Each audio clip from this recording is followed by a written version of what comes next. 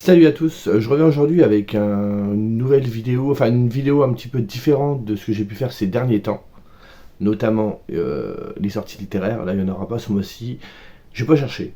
Je me dis que peut-être qu'en décembre, comme tout à chacun, il y a des vacances. Enfin moi j'en ai pas, mais voilà, dans certains domaines il y a des vacances, dont dans l'édition, avec les fêtes et tout ça, donc je pense qu'il y a moins de sorties. Donc j'ai pas eu trop envie de chercher, d'ailleurs j'ai pas cherché du tout, et je me suis dit, décembre, Noël, cadeau, on est sur une chaîne de livres, voilà, vous voyez où je vais en venir. Donc du coup, l'idée m'a popé depuis un petit moment, je cherchais la thématique, quel angle prendre pour faire cette vidéo et vous donner, alors pas des conseils, parce que je suis personne pour vous donner des conseils d'achat de Noël, mais peut-être vous inspirer des idées pour offrir à d'autres ou même à vous-même. On peut se faire aussi des cadeaux, et je viens partager ça avec vous.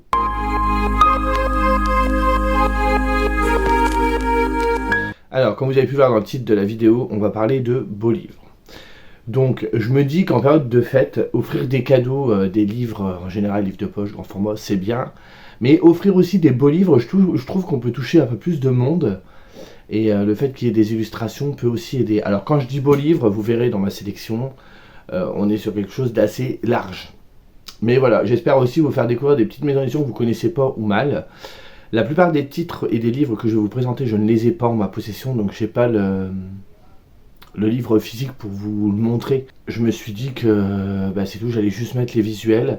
Mais de toute façon, c'est des livres qui me tendent fortement, donc il n'y a plus qu'à. Tout d'abord, une maison d'édition dont je vous ai parlé beaucoup, c'est le seul où j'ai les livres, justement. Ils sont là, je ne les ai pas sortis.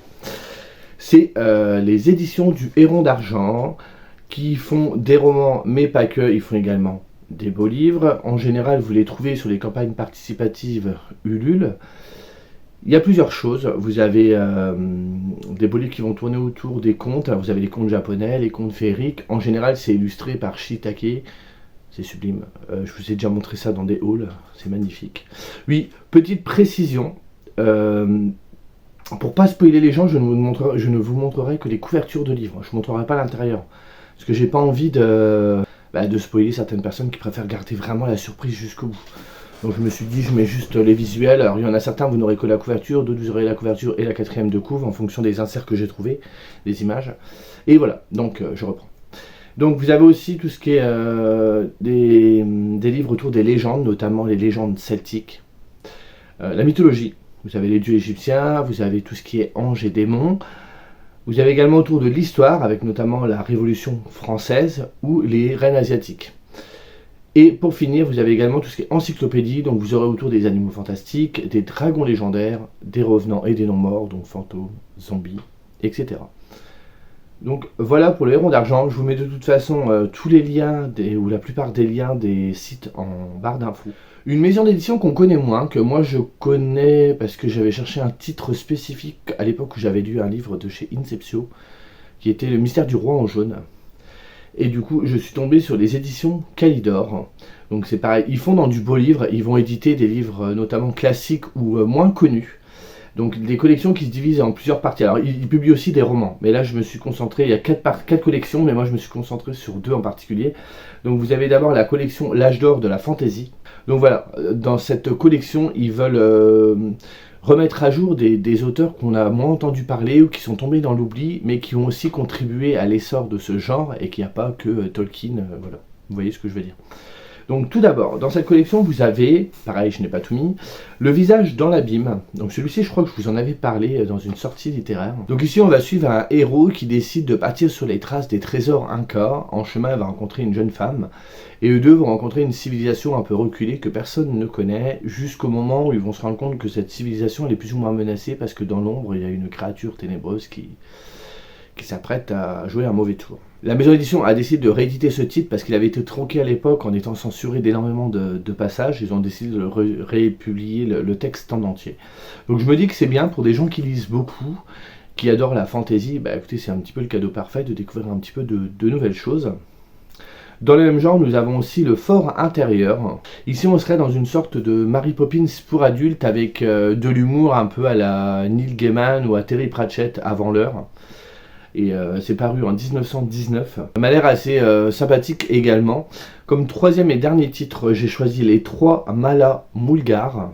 C'est de Walter Delamarre. On serait ici sur un récit qui parle d'une quête de 3 personnages qui cherchent les vallées de Tishnar. On nous parle d'une œuvre un petit peu à cheval entre le livre de la jungle et le Hobbit de Tolkien. Voilà à peu près pour l'idée. Et la deuxième collection, c'est la collection Collector, où ici on va être sur des titres d'imaginaire plus classiques, mais illustrés. Tout d'abord, vous avez L'Appel de la forêt de Jack London. Je n'ai pas besoin de vous faire un résumé, je pense que vous connaissez. Il est limité à 999 exemplaires. Vous avez également Le Grand Dieu Pan de Arthur Machen. Je trouve la couverture sublime avec ce rouge qui est absolument magnifique. Donc on suivrait une femme qui hante les rues de Londres. Tous ceux qui la rencontrent finissent par perdre pied, avoir le visage déformé par la peur. Mais du coup on se demande d'où cette jeune fille vient et au final on apprendrait qu'elle aurait rencontré le fameux dieu Pan qui provoque la peur et elle aurait perdu la raison, après ce que j'ai compris. Vous avez également Le Roi en jaune dont je vous ai parlé tout à l'heure de Robert W. Chambers. Le Roi en jaune ce serait une œuvre qui apporterait la peur et la folie. Elle a notamment inspiré Lovecraft pour ses œuvres, donc on est quand même sur quelque chose d'assez précurseur. Pour terminer avec un auteur bien de chez nous, Gustave Flaubert avec Salammbô. J'ai pas trouvé vraiment de bons résumés, on était plutôt sur un passage du livre, donc j'ai pas trop d'idées, mais voilà, vous voyez la splendeur. Je pense que si vous êtes un peu plus calé que moi sur la bibliographie de Gustave Flaubert, vous saurez de quoi ça parle, sinon je vous laisserai mener vos recherches. Maison d'édition du coup que j'ai découvert à Mons, c'est la maison d'édition Victoria Queen qui reprend des classiques et qui les fait sur des beaux livres. Franchement, c'est absolument magnifique. Vous avez 3 titres. Vous avez Alice au Pays des Merveilles, bon, qui a connu moult et moult versions illustrées de Lewis Carroll. Vous avez également La Belle et la Bête, qui est absolument sublime. Les illustrations, c'est une espèce de fleurs et ça ressemble un peu au style de Moucha. Je ne sais pas si vous voyez qui c'est. J'ai adoré aussi, c'est vraiment très beau et les pages, pareil, sont de qualité. Et le dernier titre, c'est celui de Stevenson, c'est Dr. Jekyll et Mr. Hyde. Autre maison d'édition qu'on ne voit pas souvent passer à mon goût et qui fait un travail absolument exceptionnel, qui illustre des grands classiques de la littérature française, mais pas que. Cette maison d'édition va illustrer des romans classiques ou contemporains, mais absolument sublimes. Il y en a un que moi je sais, parce que celui-là par contre je ne l'ai pas acheté pour moi, mais je l'ai offert à une amie. Franchement, je n'ai pas mis le titre dans la sélection parce qu'il est épuisé actuellement. C'est Dracula de Bram Stoker. Mon ami est hyper fan du mythe du vampire. Je lui ai offert ce livre, elle était complètement sous le charme. Je l'ai commandé via la maison d'édition qui est absolument géniale. J'ai demandé à ce qu'il soit emballé. C'est du papier cadeau fait main, donc c'est vraiment emballé un petit peu de façon artisanale. On pouvait mettre un petit mot. Le petit mot arrive écrit de façon manuscrite. Je trouve que ça amène aussi un charme absolu. Et en plus, quand vous allez sur le site, vous avez une petite bulle qui s'ouvre avec un chat si vous avez besoin d'aide ou quoi que ce soit. Et la personne qui vous répond, c'est pas un robot, c'est une vraie personne qui est d'une amabilité et d'une gentillesse. Enfin, j'ai rien à redire franchement sur tout ce qui est la livraison du colis ou même le site en soi, le service vis-à-vis de la clientèle. Après, ils font des bouquins qui sont sublimes. Je sais que moi j'en ai dans mon Cultura, donc peut-être que dans le vôtre, vous êtes tombé dessus aussi.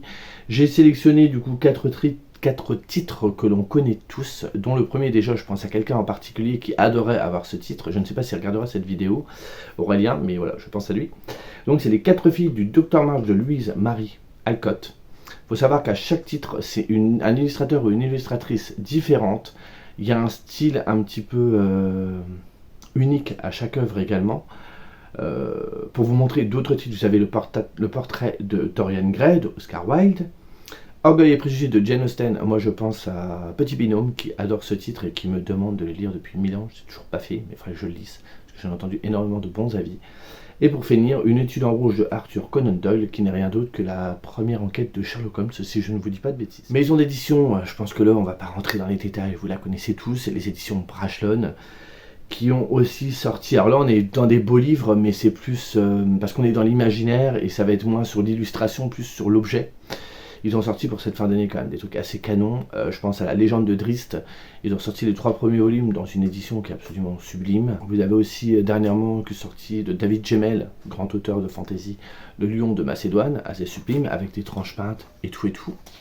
Et je me dis que voilà, c'est quand même des auteurs assez connus et appréciés, donc si vous avez des gens dans votre entourage qui sont friands, bah, ça pourrait vraiment leur plaire. Et pour finir, vous avez également Le Sorceleur. Bon, Le Sorceleur, ça fait 50 000 fois qu'ils nous ressortent une édition, mais c'est vrai qu'elle est quand même aussi très très canon. Moi j'ai des éditions François Dire qui me suffisent, mais quelqu'un qui est très très fan, qui a déjà lu les livres, qui les adore, bah là il aura cette collection qu'il peut mettre dans la bibliothèque et ça met sa bibliothèque en valeur. On est plus sur une maison d'édition, là on va être plus sur Quoxy indirectement, mais plus sur un auteur.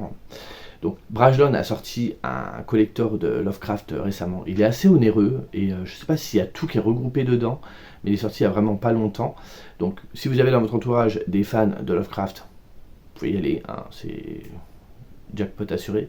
Mais également chez Mnemos, ils avaient fait une campagne de financement participatif et ils avaient ressorti toutes les œuvres de Lovecraft et la collection est absolument sublime. Je n'ai jamais lu Lovecraft encore, je sais, ne me jetez pas la pierre, mais franchement, les livres, je les ai vus en vrai, ils sont absolument sublimes et on voit vraiment le travail derrière et Mnemos fait un travail absolument sublime. Autre maison d'édition qu'on connaît plutôt pas mal, c'est Gallmeister et ils ont sorti une nouvelle collection qui s'appelle la collection Littéra, où ils ressortent dans des espèces de beaux petits coffrets, c'est assez classe, assez épuré au niveau du style, on n'a pas de tranche peinte, on n'a pas d'illustration et tout, mais ça fait un petit peu classe, comme vous avez les Pléiades, vous savez, les Pléiades, il y a un peu de dorure, mais ça reste assez, c'est du papier Bible, mais ça reste assez classe, et c'est plutôt dans cette catégorie-là. Je compare pas Littéra avec Pléiades, rien à voir, c'est pas les mêmes prix non plus. Hein.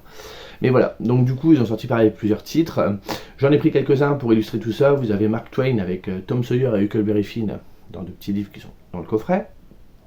Encore une fois, Jane Austen avec Orgueil et Préjugés. Sherlock Holmes avec Arthur Conan Doyle, tout à fait, encore une fois. Et pour finir, Le Comte de Monte Cristo de Alexandre Dumas. C'est une collection qui m'intéresse beaucoup, par contre j'ai vu les prix, c'est pas donné non plus. Par exemple, si vous voulez Tom Sawyer et Huckleberry Finn, j'adorerais les lire, c'est quand même dans les 40 balles. Donc c'est voilà. C'est des livres qui sont semi-poches et qui ont pris d'un grand format. Mais je pense que c'est quand même des éditions de qualité. Autre titre, parce que je pense pas seulement aux adultes, mais aussi aux grands enfants, c'est-à-dire les enfants qui ont 10, 12, 13 ans. Quelque chose qui pourrait leur plaire, ça c'est Margot qui m'a mis la puce à l'oreille parce qu'elle en a reçu un il n'y a pas longtemps. C'est chez Albin Michel Jeunesse, dans leur collection L'Encyclopédie du Merveilleux. Vous avez des titres absolument sublimes, vous avez les fées, les monstres, les sorcières et les dragons. Voilà, je pense que c'est des livres aussi illustrateurs de renom. Je ne sais plus pour lequel de ces titres, mais vous avez dû le voir. Vous avez par exemple Benjamin Lacombe qui a participé. Donc Benjamin Lacombe, est-ce que j'ai besoin de revenir dessus? Mais justement, la transition est bonne, Laurent, puisque j'arrive à la dernière partie de cette vidéo, où justement on peut offrir aussi des livres de Benjamin Lacombe. Je pense qu'il a quand même une collection à ce jour assez grandissante. Il a repris des contes assez classiques comme Bambi, des classiques de façon plus générale comme de Victor Hugo, Notre-Dame de Paris. En conte, vous avez La Petite Sirène, l'œuvre originale. Et pour finir, alors il avait sorti il y a quelques années des œuvres autour de tout ce qui était culture japonaise, notamment les yokai, les fantômes que j'ai. Et la dernière qui est sortie dans ce contexte un peu asiatique, c'est l'histoire des femmes samouraïs, qui me tente beaucoup. Je l'ai vu, je le veux, alors quand, je ne sais pas, mais voilà, c'est des œuvres absolument sublimes. Ces livres-là, la plupart, je les ai vus, ils sont super beaux, et si vous voulez faire un beau cadeau, ça marquera forcément. Et même des gens qui lisent moins, je pense que le fait qu'il y ait des illustrations, parce que c'est les textes originaux, mais qu'il y ait des illustrations, si vous êtes sensible au dessin de Benjamin Lacombe, ça peut forcément le faire. J'espère que cette vidéo vous aura plu, qu'elle vous aura inspiré des idées cadeaux ou au pire des idées lecture. J'ai pris grand plaisir à la faire. Si vous avez des maisons d'édition dans la même thématique que ce que je viens de vous présenter, n'hésitez pas à le dire en commentaire. Je vous mets les différents sites en barre d'infos et je vous dis sur ce, à plus. Salut.